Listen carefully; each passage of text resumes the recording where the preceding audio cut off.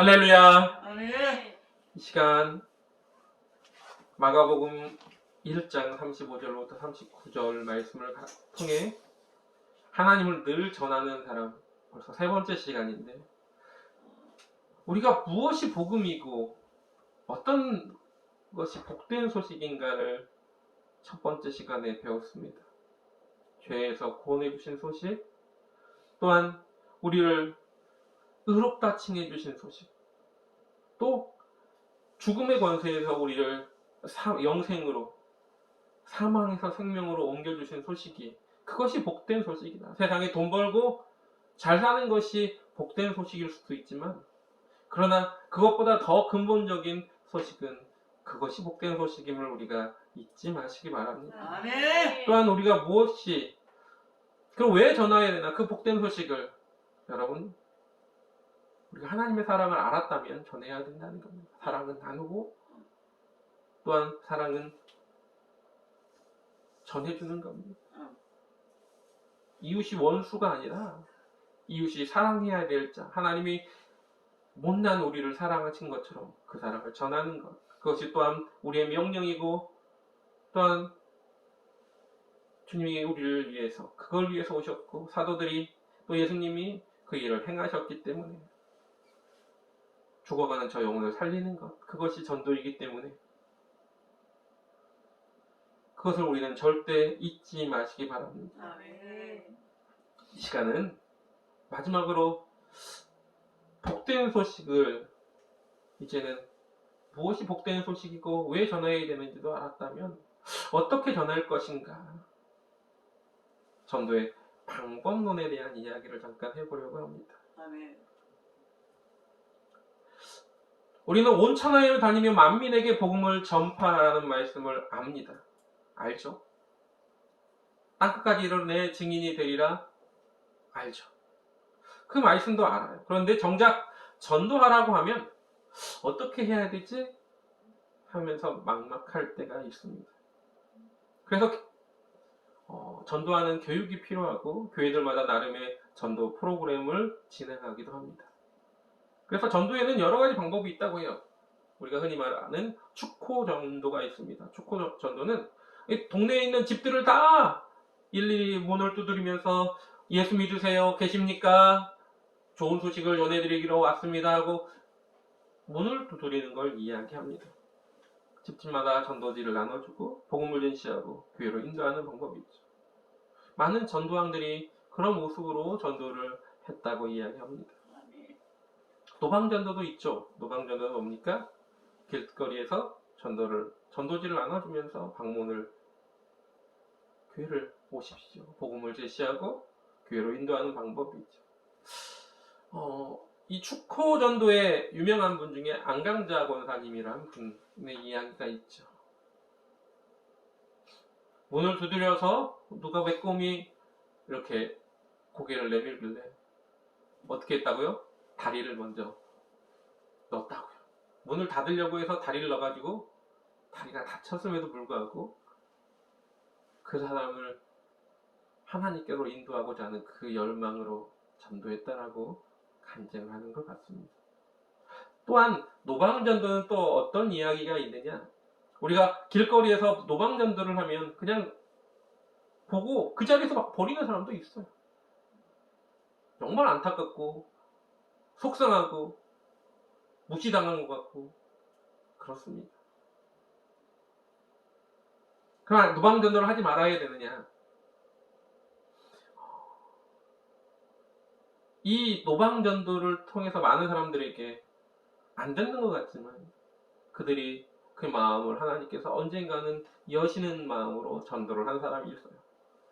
호주 시드니 조지 거리에서 무명의 전도자 한 사람이 40년 동안 전도를 했습니다. 어느 날 40년을 전도하면서 자기 자신에게 회의가 들었어요. 왜? 길거리에서 노방전도를 40년 동안 했는데 교회를 나온 사람이 하나도 없는 거예요. 예수 믿겠다는 말을 그렇게 전했습니다. 예수 믿으십시오. 예수를 믿으면 구원 얻습니다. 영생을 얻습니다. 하면서 전도를 했는데 아무도 그냥 무시하고 지나가더라고요. 40년 동안 전했는데 회의가 들어서 내가 잘못한 걸까? 하면서 하고 있는데 어느 세미나에 참석을 했어요. 그런데 어느 세미나에 참석했는데 그곳에서 연단에서 강의를 하시고 강단에서 이제 간증을 하시는 어떤 분이 이렇게 얘기하는 겁니다. 제가 어떻게 예수를 믿었는지 아십니까? 어느 날 제가 호주에 여행을 간 적이 있습니다. 근데 거기에 조지거리라는 그 거리에서 시드니에 있는 조지거리라는 그 곳에서 어느 분이 노방전도를 하고 있는 거예요. 그리고 그분이 나한테 전도지를 주면서 지금 당장 죽으면 천국 갈 수 있습니까? 확신이 없죠. 주 예수를 믿으면 당신과 당신의 가정이 구원을 얻습니다. 하고 이야기를 줬다. 처음에는 우습게 생각하고 그리고 영국으로 돌아왔는데 너무나 어느 날 갑자기 그 말씀이 자기를 자꾸 생각나게 하더라고요. 그리고 그때부터 교회를 나가게 됐고 이렇게 훌륭한 목회자가 되었습니다. 이 전도자는 그게 내 얘기인데? 라고 생각을 했습니다. 그런데 그 설교가 방송을 통해 전해지자 이쪽 저쪽에서 나도 그 사람 때문에 예수를 믿었습니다. 나도 그 사람 때문에 예수를 믿었어요. 라고 이쪽 저쪽에서 많은 분들이 간증을 했다는 겁니다. 그래서 그 무명의 전도자는 40년 동안 노방전도 했던 것이 결코 헛되지 않았다는 것을 알게 되었고 다시 더 열심히 그 복음을 증거했다고 합니다. 그 사람의 이름은 프랭크 제너라는 사람이에요. 그게 바로 노방전도죠. 또 초청주의 있습니다. 친구 초청주일, 가족 초청주일, 새생명운동 막 이런 거 있어요. 특정 기관을 통해서 막 교회를 무조건 데려오고 나오는 겁니다. 아는 사람, 먼 사람 다 교회로 초청한 다음에 그곳에서 복음 제시를 하고 결실을 맺는 그런 방법이죠. 인천순복음교회가 우리나라에서 처음으로 이 초청주의를 시작을 했고 그리고 그것을 통해서 교회가 급성장을 했다라고 간증하는 걸 봤습니다. 근데 그러므로 말미암아 많은 교회들이 그렇게 초청주의를 통해서 또 결실을 맺는 걸 보게 됩니다. 마지막으로 관계전도가 있죠. 관계전도는 뭡니까? 평소에 내 이웃, 아는 사람, 친인척 계속 접근하면서 관계를 통해서 복음을 제시하고 교회로 인도하는 그런 방법이 있습니다. 어떤 분들은 축호전도는 안 된다라고 이야기하고 노방전도도 이제 사람들이 코로나 때문에 밖에서 전도하는 거 안 된다라고 말할 수도 있습니다. 또 그건 과거의 모습이다. 지금은 다들 문을 안 열어준다. 축구전도는 안 된다.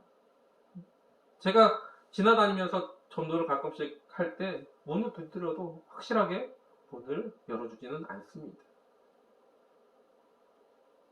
노방전도도 하면 보고 그냥 지나가 버리는 분들 너무 많고 그 앞에서 전도지 버리는 사람도 많아요.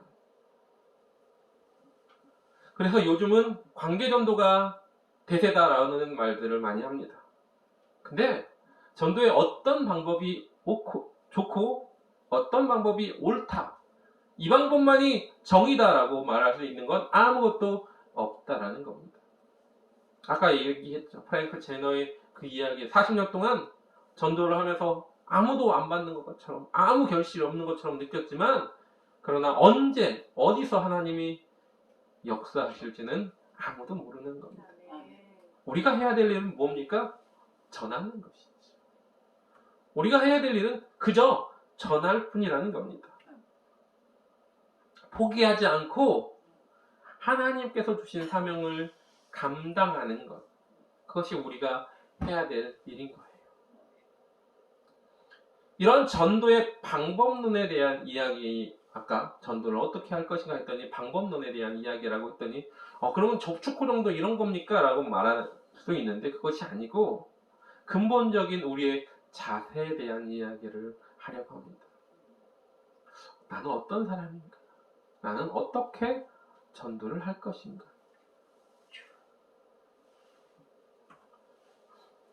하나님의 명령을 따라서 순수하게 복음을 증거하는 것, 예수님의 마음, 누구에게 하나님이 원하시는 그 뜻을 전하려고 하는 그런 목마름이 우리에게 있어야 된다는 겁니다. 또한 순수한 예수님의 복음만을 전해야 하는 것이죠. 근데 그 전하는 과정 속에서 여러 가지 변수가 있을 수 있습니다. 아까도 말한 것처럼 어떤 방법이, 특정한 방법이 옳다, 그르다라고 말할 수 없습니다. 가끔씩 중앙시장에 가면 목에다 이렇게 이렇게 걸고 이렇게 다니시면서 예수천당 불신지옥 하시는 분들이 계세요. 그러면 어떤 분들이 옆에서 쏘글쏘글거립니다. 나도 교회 다니는데 저렇게 전도하면 안 되지. 아니요. 그 방법에 어떤 옳고 그름이 없습니다. 중요한 건 뭐냐? 내가 어떤 자세로 복음을 전하고 있느냐라는 겁니다. 누가복음 10장 16절 말씀에 이런 말씀이 있습니다. 너희 말을 듣는 자는 곧 내 말을 듣는 것이요 너희를 저버리는 자는 곧 나를 저버리는 것이요 나를 저버리는 자는 나 보내신 이를 저버리는 것이라 하시니라. 그 말씀은 어떤 말씀이냐면 예수님이 제자들을 둘씩 파송하면서 그 전에 전도하는 제자들에게 모든 정권을 너에게 줄게. 그러니까 너희 말 안 들으면 내 말을 안 듣는 거와 똑같고 너희를 저버리는 자는 곧 나를 저버리는 거고 나를 저버리는 자는 나를 보내신 이 하나님을 저버리는 거야. 그러니까 너희들한테 내가 정권을 줄게. 너희들 말하는 것에 내가 책임을 져줄게. 내 입에 내 말을 투었느라라는 말씀과 일맥상통하는 말씀입니다.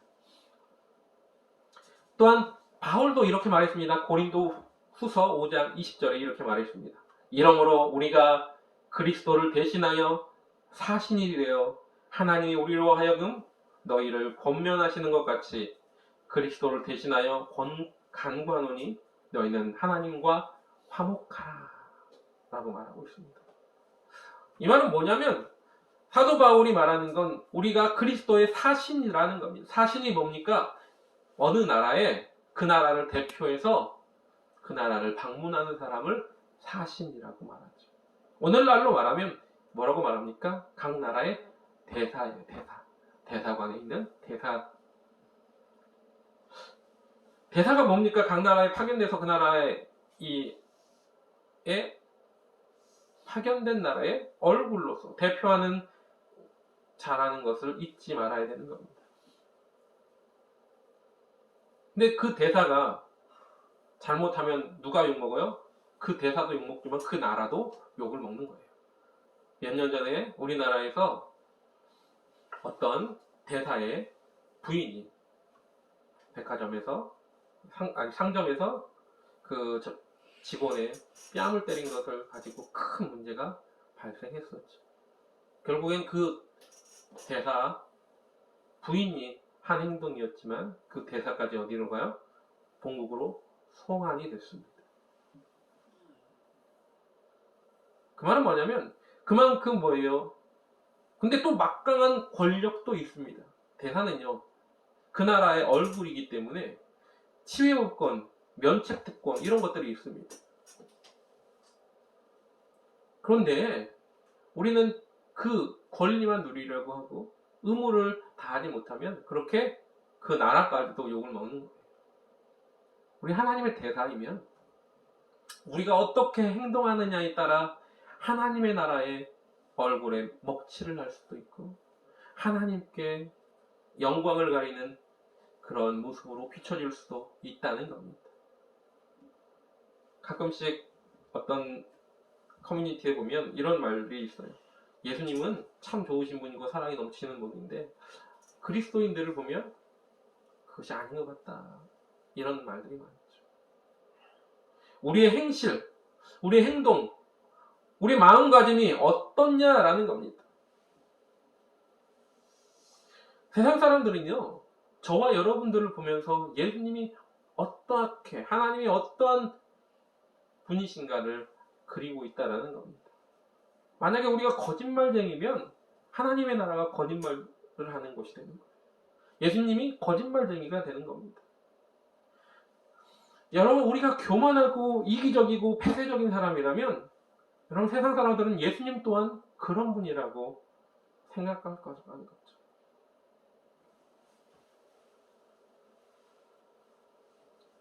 그럼 우리는 어떻게 살아야 되는 거냐? 어떻게 살아야 되느냐? 간단합니다. 예수님처럼 살면 돼요. 예수님처럼 살면 되는 겁니다. 우리 마음에 예수님의 마음을 품고 예수님이 원하시는 모습으로 살아가면 되는 겁니다. 빌립보서 2장 5절 우리 잘 알고 있는 말씀이에요. 너희 안에 이 마음을 품으라 곧 그리스도 예수의 마음이니 라고 말하고 있습니다. 빌립보서 11장 1절에도 내가 그리스도를 본받는 자 된 것 같이 너희도 나를 본받는 자가 되라고 말하고 있죠. 또한 에베소서 5장 1절에 이렇게 말하고 있습니다. 그러므로 사랑을 받는 자녀같이 너희는 하나님을 본받는 자가 되고 라고 말하고 있습니다. 하나님을 본받는 자, 예수님의 마음을 품는 자. 바울도 당당하게 말합니다. 내가 그리스도를 본받은 것처럼 너희도 나를 본받는 자 되라. 그런 당당함이 우리에게 있어야 되는 거예요. 우리를 통해 예수님이 나타난다면 우리가 그리스도의 형상을 닮은 자가 되어야 되는 겁니다. 우리에게 그리스도의 향기가 나타나야 되는 거예요.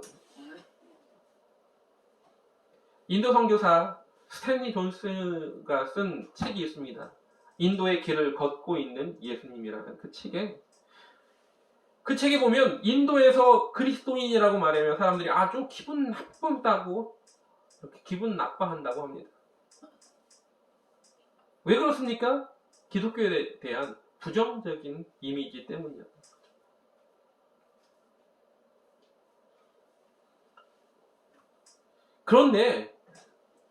근데요, 기독교인에 대한 부정적인 이미지가 있음에도 불구하고 어떤 거가 있냐면 사람들로부터 그리스도적인 사람 아니면 그리스도처럼 사는 사람이라고 불려지면 그 사람은 그 말인 최상의 극찬이라고 합니다.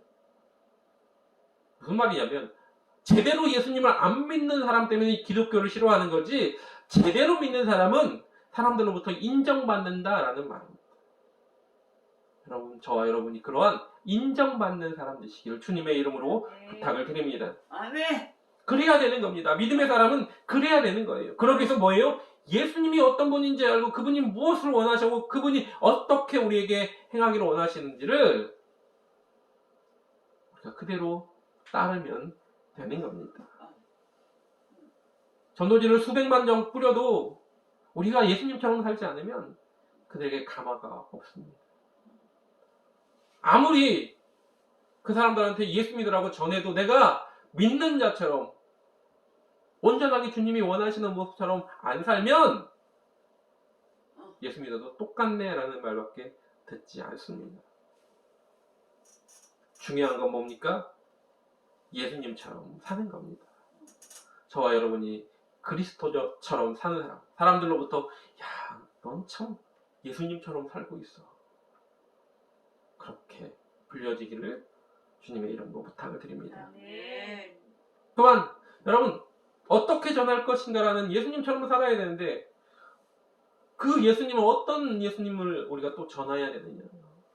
여러분 예수님처럼 살면서 사람들한테 예수님을 믿으라고 말할 때 그 예수님이 어떤 분이신지를 우리는 제대로 알려야 되는 겁니다.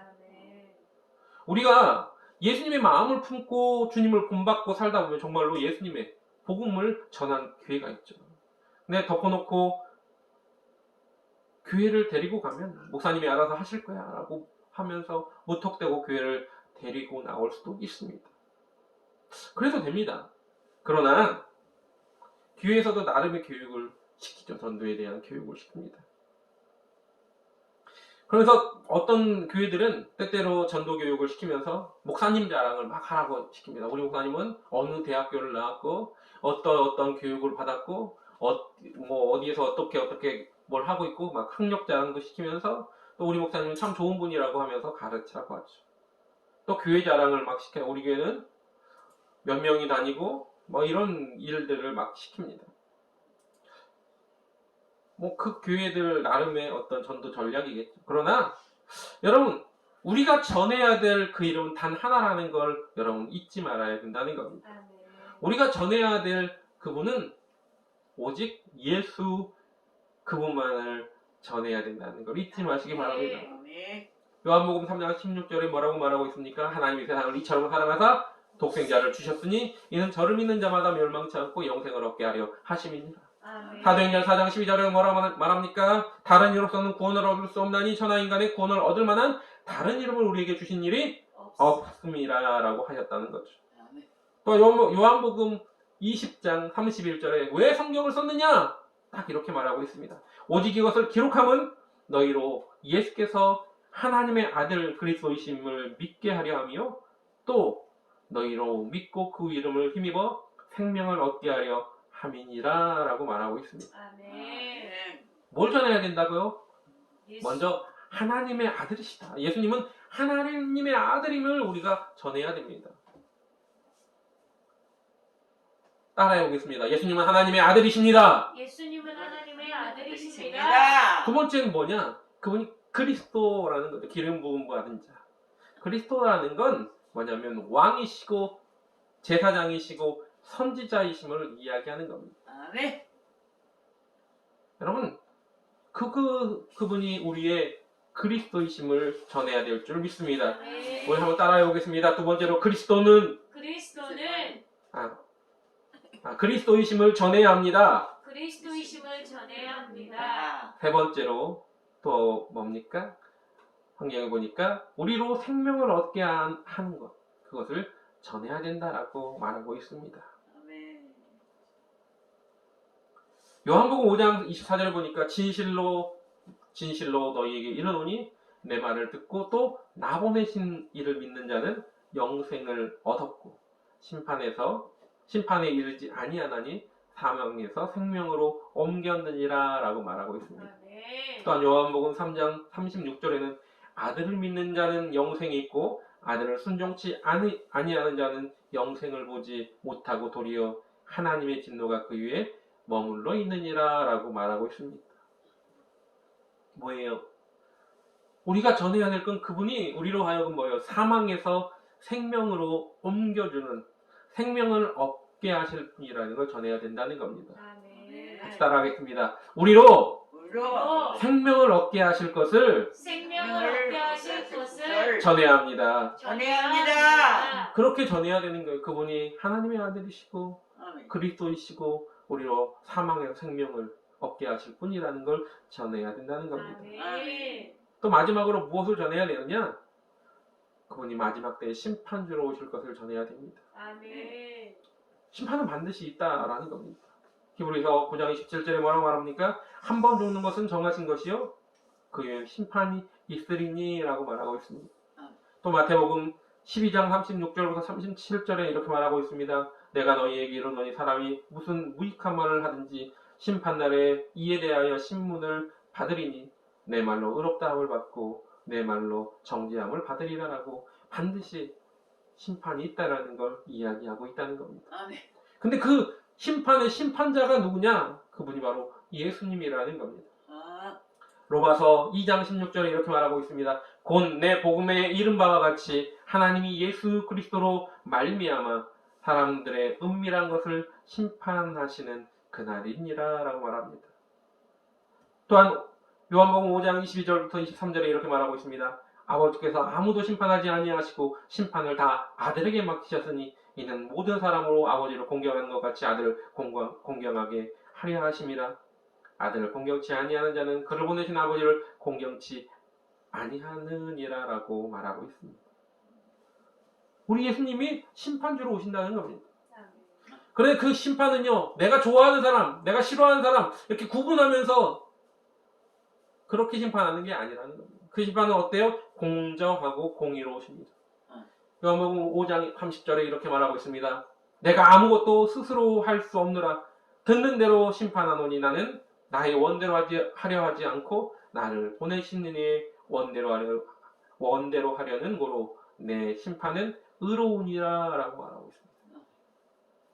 그 심판은 공의로운 거예요. 한쪽에 치우쳐 있는 심판이 아니라는 겁니다. 아까도 말한 것처럼 그 심판은 내가 어떻게 행했는지에 대해서 그대로 판별하는 것임을 여러분 잊지 마시기 바랍니다. 아멘. 그래서 우리 주님은 뭐예요? 마지막 때의 심판주로 오실 것임을 또한 우리가 전해야 됩니다. 마지막 때의 심판이 있는 그때 예수를 믿지 않냐면 구원받을 수 없다는 걸 우리는 바로 알아야 되고, 그 심판 때 우리가 해야 될 일은 뭡니까?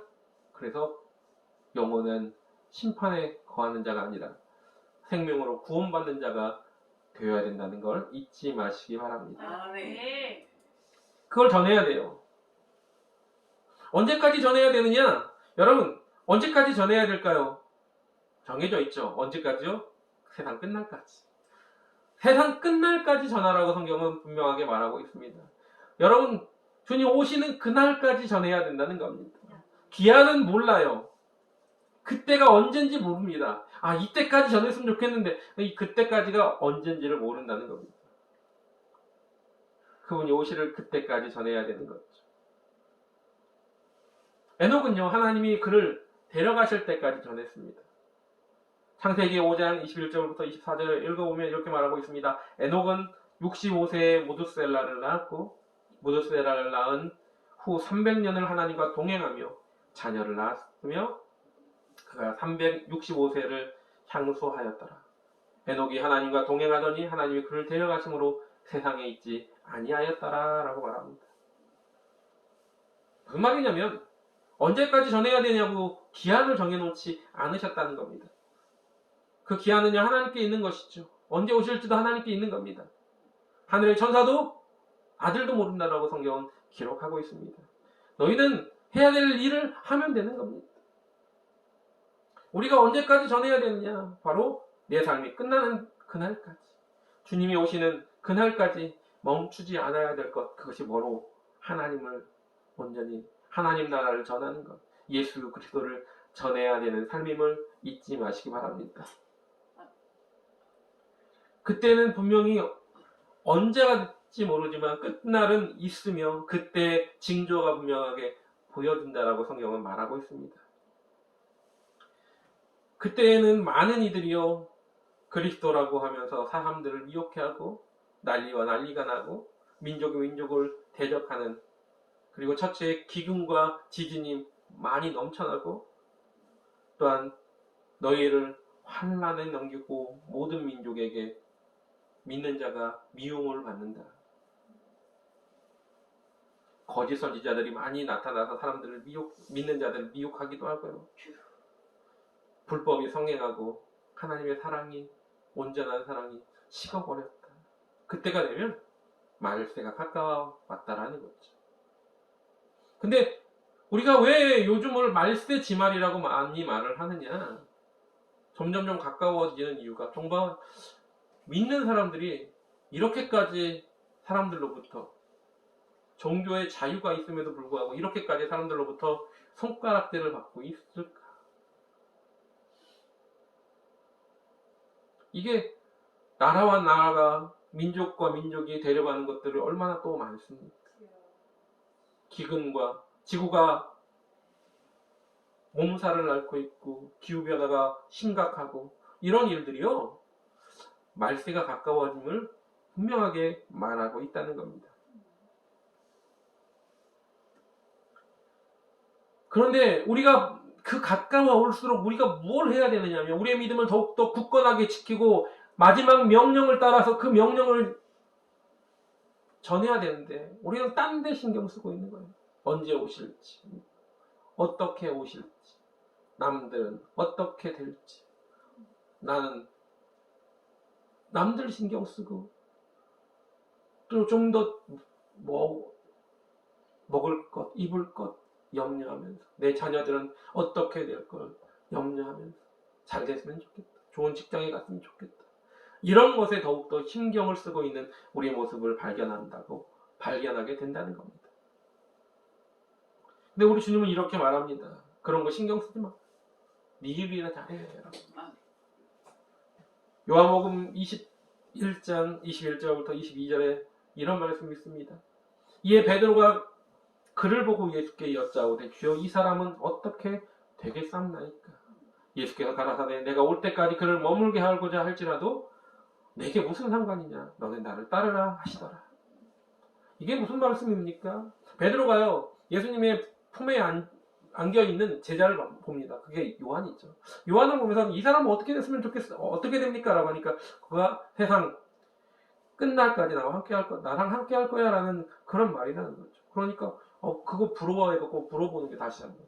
그때 너 이거 신경 쓰지 마. 너는 네 길 잘하면 돼. 여러분 남들이 어떻게 하느냐 중요한 게 아니라는 겁니다. 여러분 남들의 목회가 남들의 잘됨이 다른 사람은 좀 편하게 믿고 쉽게 풀리는 것 같은 그런 것, 왜 나는 이렇게 어렵고 힘들지? 하는 그런 의문, 자꾸 그걸만 품으면 고민하다가 염려하다가 시간 가고 또 나의 신앙도 연약해지고 있습니다. 그게 중요한 게 아니라는 거죠. 여러분 내게 주신 소명을 따라서 사명을 감당하고 있느냐 없느냐 이게 중요한 겁니다. 여러분 소명과 사명의 차이를 아십니까? 소명과 사명의 차이. 남들은 저 사람은 소명이 있는 것 같아. 야, 나 사명을 다 해야 돼. 소명과 사명의 차이가 뭔지 아십니까? 대명제라는 게 있어요. 대명제라는 말이 있는데 대명제가 뭐냐면 지상명령이라고 하죠. 우리의 대명제는 지상명령입니다. 그 지상명령이 뭐예요? 땅끝까지 복음을 전하는 것. 만명인에게 복음을 전하는 것. 영혼구원. 하나님 나라의 확장. 이게 뭐예요? 이게 대명제죠. 이게 대명제인데 이 대명제, 하나님의 지상명령, 이게 바로 뭐냐면 사명입니다. 우리 모두에게 주신 거예요. 하나님께서 우리 모두에게 하나님 나라의 확장을 위해 복음을 증거하라. 하나님의 영광을 위해 살아라. 이게 뭐예요? 이게 사명인 겁니다. 모든 사람에게 주신 것. 모든 사람에게 동일하게 주신 것. 그러니까 예수 믿는 사람들의 사명은 다 똑같아요. 그럼 소명은 뭐냐? 소명은 각자에게 부르심이라는 거죠. 각각의 달란트대로 이 땅에 쓰기 위해 하나님 보내셨고 그 쓰임을 통해서 그 재능대로 하나님께서 쓰시고자 하는 그 내용, 이게 소명이라는 겁니다. 마태복음 25장에 보면 달란트 비유가 나옵니다. 거기에 보면 15절에 이렇게 말하고 있죠. 각각 그 재능대로 하나에게는 금 5달란트를, 하나에게는 2달란트를, 하나에게는 1달란트를 주고 떠났다니. 그게 소명인 겁니다. 각자 이 세상에 보내시면서 주신 재능에 따라서 하나님 나라 확장을 시켜야 하는 것. 나에게 어떤 재능을 주셨는지 그걸 깨닫고 그 재능을 따라서 하나님 나라 확장을 시키는 것. 길거리 전도에 재능이 있으면 길거리 전도로, 생활 전도에, 관계 전도에 어떤 재능이 있다면 관계 전도로, 말하지 않고 섬김으로 하나님 나라를 확장시킬 수 있다는 것이죠. 남들을 보면서 왜 너는 나처럼 못해? 야, 너는 왜 나처럼 못하냐? 왜 나가서 전도 못하냐? 넌 노방 전도를 왜 못하냐? 너 가가오 호호 왜 못해? 또 야, 그게 뭐 가가오 방문하고 길거리 전도하면서 사람들 앞에 핀잔 맞는 게 뭐가 중요하냐? 생활 전도로, 관계 전도로 해야지 하면서 남들을 비난할 이유는 없다는 겁니다. 주신 소명이 다른 거예요. 왜 쌍둥이도 차이가 있다고 하는데 모든 사람에게 다 차이가 있습니다. 성령의 은사를 받는 것도 차이가 있고요. 그 쓰임대로 쓰임을 받는 것도 다 차이가 있는 겁니다. 금그릇이나 은그릇이나 녹그릇, 질그릇, 나무그릇 다 용도가 다른 것처럼 우리 모두도 다 다르다는 겁니다. 여러분을 어떻게 쓰실지 사람마다 다 다르게 하나님이 사용하실 겁니다. 그게 소명이에요. 그런데 중요한 건 그 소명을 따라서 뭘 해야 된다고요? 사명 감당을 해야 된다고요. 어떤 사명? 하나님 나라의 확장. 하나님께 영광 돌리는 삶. 그러지 못하면 그 끝에는 뭐가 있다고요? 분명히 회개가 있다는 겁니다. 회개하신다고 했어요. 심판 날에 너 잘했는지 못했는지. 그래서 칭찬받기도 하고 때로는 저 바깥 어둠에서 이를갈미 있을 수도 있다는 겁니다. 아멘. 네. 어떻게 할 것입니까? 여러분, 오늘 이 시간 우리에게 하나님 나라의 확장을 위해 늘 전하기를 원하십니다. 아멘. 아멘. 오늘도 세계 복음화를 위해서 하나님 나라의 확장을 위해서 저와 여러분을 파송하기를 원하십니다. 아멘. 그것이 지상 명령이고 아무리 강조해도 지나치지 않는 것임을 잊지 마시기 바랍니다. 아멘. 그렇다면 그 소식을, 그 사명을 감당해서 악하고 게으른 종아라는 말이 아니라 잘하였도다 칭찬받는 저와 여러분 되시기를 원하고, 아멘. 나 스스로 그리스도를 닮은 자라고 부르는 것이 아니라 세상 사람들로 인해서 정말 당신은 진정한 리얼 크리스찬입니다, 예수님을 닮은 사람입니다, 그렇게 불려지는 저와 여러분 되시기를 주님의 이름으로 간절하게 부탁을 드립니다. 아멘. 이 시간 그걸 위해서 원하고 바라고 아멘. 기도하기를 원합니다. 아멘. 찬양합니다. 아멘.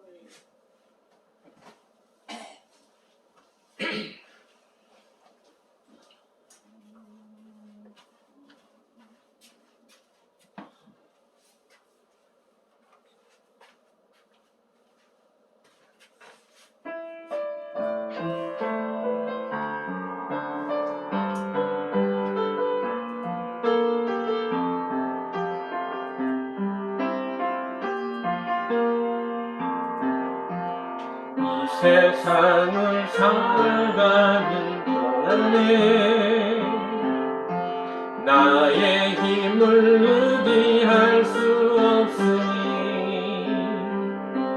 기도하고 낙심하지 말 것을 주께서 참 소망이 되심이라. 주의 길을 걸어가는 동안에 주의 길을 걸어가는 동안에 세상에 것 의지할 것 없음, 세상에 것 의지할 수 없으니 감사하고 낙심하지 말 것을 주께서 참 소망이 되심이라. 하나님의 꿈이 나의 비전이 되고 예수님의 성품이 나의 인격이 되고 성령님의 권능이 나의 능력이 되길 원하고 바라고 기도합니다. 하나님의 꿈이 나의 비전이 되고 예수님의 성품이 나의 인격이 되고 성령님의 권능이 나의 능력이 되길 원하고 바라고 기도합니다. 이 시간 말씀을 생각하면서 예수님을 닮은 사람으로서 하나님이 기뻐하는 그곳에 나에게 주신 소명을 가지고 온전하게 사명을 감당할 수 있는 자가 되겠다. 하나님의 그 꿈을, 예수님의 성품을, 하나님 성령님의 그 권능으로 하나님이 원하시고 하나님이 바라시는 그곳에 있는 자가 되겠다. 다 같이 통성으로 주여 삼창하고 간절하게 기도하겠습니다. 주여!